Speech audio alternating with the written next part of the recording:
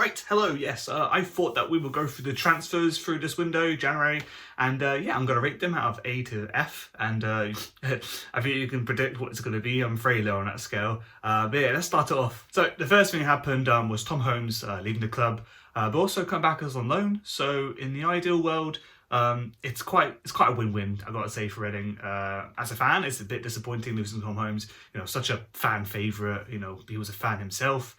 So it's kind of a kick in the teeth to have him be gone at the end of the season. But the good news is that we do have him for the end of the season, and he wasn't just gone now. Obviously, I wish Tom Holmes the best in the future, and he's definitely going to wear, you know, his heart on his sleeves the whole 6 months left, or actually, it's not that, is it? It's like 3 or 4 months because it ends in April. Definitely a good deal. Obviously, annoying to lose him. It's a bit of a negative on us. But like I say, a good deal overall. I'm going to give that a C grade, just simply because it's kind of like bang down in the middle. You know, we still get to keep him for a few months, but also we are getting a little bit of money. It's not a whole lot. He's definitely worth more than, what was it, reported 500,000 or something like that. Could be lower, I can't remember. But yeah, no. So all in all, I think a C grade's fair. Our next player, Nelson Abbey, another centre-back we lost. Unfortunately, he's not going to be playing for us ever again now. Who knows, in the future he could come back. He's very young still. But yeah, no, he's gone. Oh God, where did he go to? I can't. It's in Greece, I believe. It's like Olympiakos, something like that. I can't remember the name fully. I'm doing this off the top of my head. I should have rewrote notes for this, but I didn't. But yeah, to lose someone who was, in my opinion, vital to our starting 11. I mean, how many times we've been in trouble at the back, counter-attack, and he's been there sprinting his arse off and got back. You know, he's so fast for a centre-back. I have to say, it's very unique, and obviously being left-footed as well. It was someone that we really needed in our squad, and having gone, it makes me feel nervous because I'm just, well, how are we going to compete then? But from then till now, to just making this video, I have to say Tom Holmes and Tyler Bindon together have been alright. You know, we had a clean sheet, and what we conceded a penalty, nothing much you could do about that. So yeah, really it's been positive. Obviously, I know it's 2 games versus however many it was for Nelson Abbey in the side.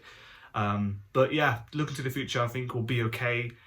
It's definitely worrying though, because we won't have someone like him in that place again. And the money for him hasn't been reported or anything like that. It's undisclosed. But I imagine it wasn't much at all because, you know, whatever Da Young's doing at the moment, he's making everyone go for at least, you know, 1p and a packet of cigarettes or something like that. It's crazy. Oh, Nelson Abbey, what grade should I give him? It's difficult. I'll go give it an E. It's definitely nothing that really benefits Reading.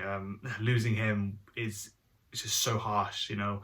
It was just coming through as well, like this season. You know, he's kind of thrown into it in a way, like, yeah, you're now in the start 11 each week, enjoy. But at the same time, he's really proved that he's worth something, you know, and I really hope that he could, you know, even captain the side in the future or something, you know. So yeah, definitely going to be an E grade for him. It doesn't make anyone happy apart from himself, I guess. Next up, we have Nelson Walker. Yeah, a player who's, I basically think, been forgotten really. Before the season I thought, oh yeah, he'd be the player to start now. You know, he played in League One before with Wimbledon, and you know, I feel like he would kick off, this would be his season at left back, really cement his place in the side.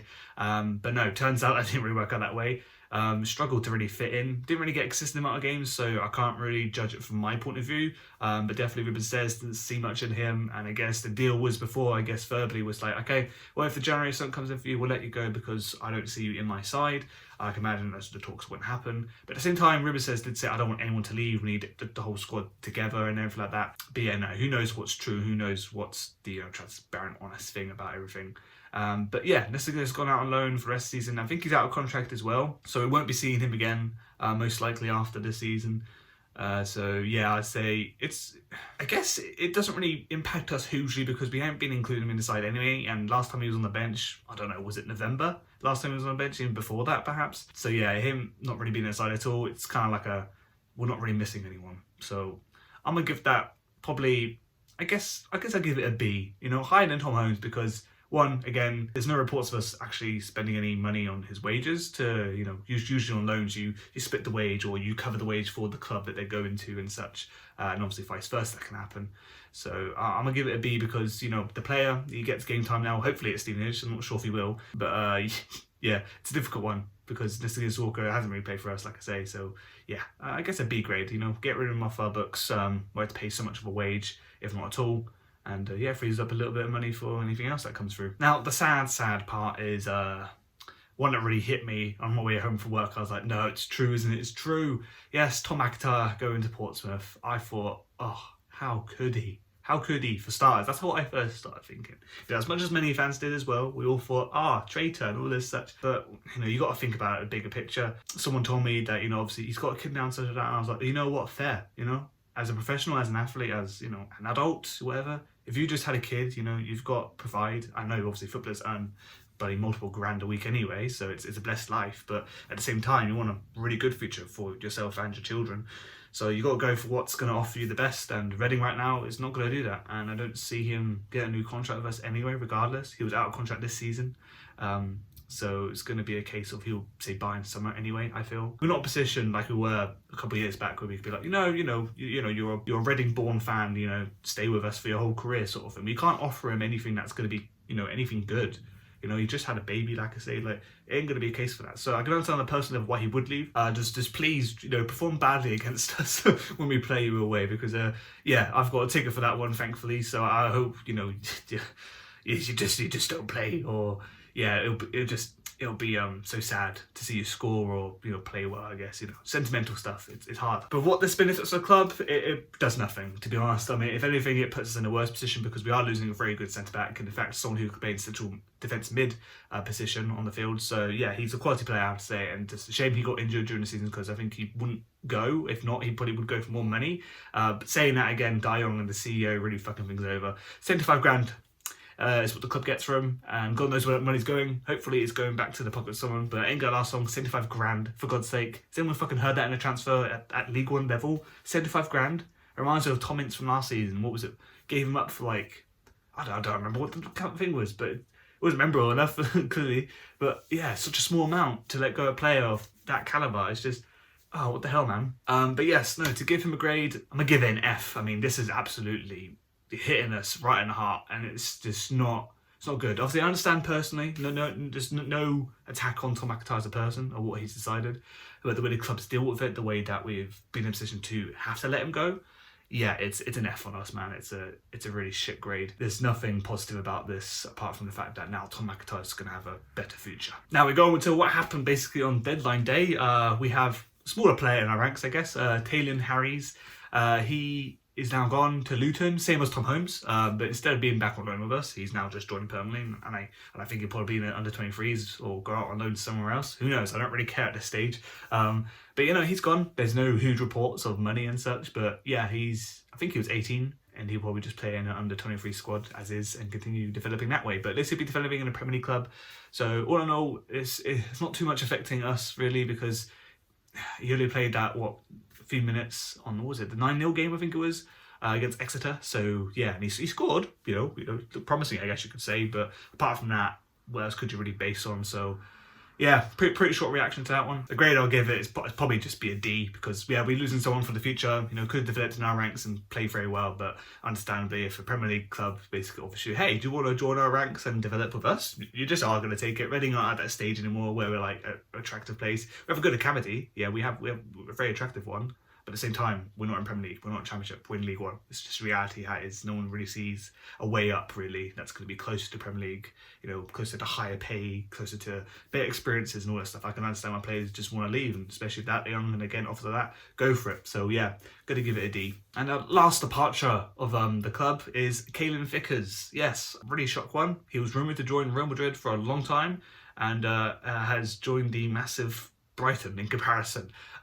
No offense to Brighton, but to compare to Real Madrid, you know who's going to be the bigger club basically. Bit of a shit one. I've heard like reports and stuff. Obviously, nothing's ever concrete. That Vickers is now going to be playing for 23s for Brighton, not make his way into the first team, which understandable. From League One to Premier League, it's going to be a huge jump for anyone. And obviously, Vickers wasn't getting absolutely abundance of game time with us, but he did get plenty of appearances, and it's just a shame because he was still involved. He's been on the bench multiple times. He's started games. He's very much part of the squad. And yeah, now we've lost him. It's similar to how I feel a bit like Tom McIntyre, but less with that sentimental. Like it's only been one season, not half a season with Vickers versus what's it been like 4 or 5 years with Tom McIntyre. So yeah, with Vickers, it's just a bit like this guy was looking good.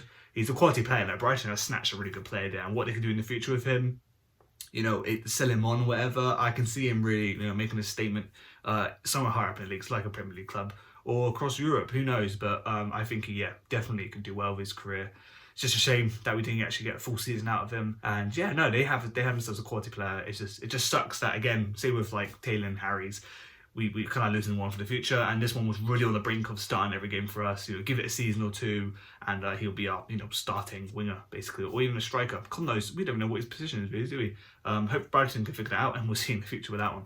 But yeah, I'm gonna give that grade an E for Reading, because yeah, it's just poor. We're losing someone who's basically on the fringe for us, and could really impact our season really. So an E it is. But on a bit of a positive note, we've signed someone on loan from Arsenal, so that's great news, right? I didn't think it would happen, but it happened. I just can't believe it. But yeah, no, we got him. I don't know too much about him. He played against us in the EFL Cup. He's 20 years old, a centre back, left-footed. So I guess he could, replace the likes of Nelson Abbey and all that such. But for Reading, it's hard not to really give it like an A grade, because it's like we wouldn't expect it to sign anyone. So that's gonna be like, whoa, I can't believe we signed someone. But again, you got to think of who the player is. How can he fit with us?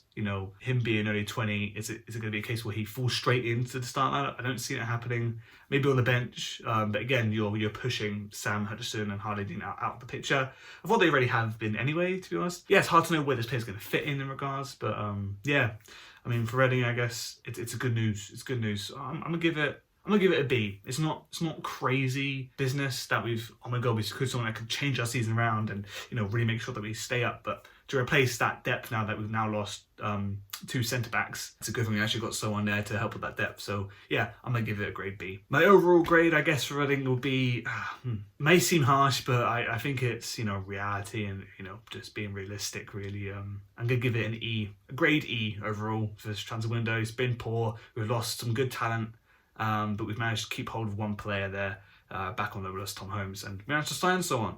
So yeah, bit positive, but at the same time, not enough to get us anywhere close D, C, B, or A, because I think E's close to gets, because without signing someone and not being able to keep Tom Holmes, I'll say definitely an F, because we've lost so many players there that could really change our season. But yeah, thankfully we have the likes of Harvey Nibbs, Phineas Ease, Sam Smith, Lewis Wing, all those attacking players. Thankfully still with us, so yeah, who knows what can happen, and hopefully we stay up, alright? Come on, you ass. And I'll see you guys next time.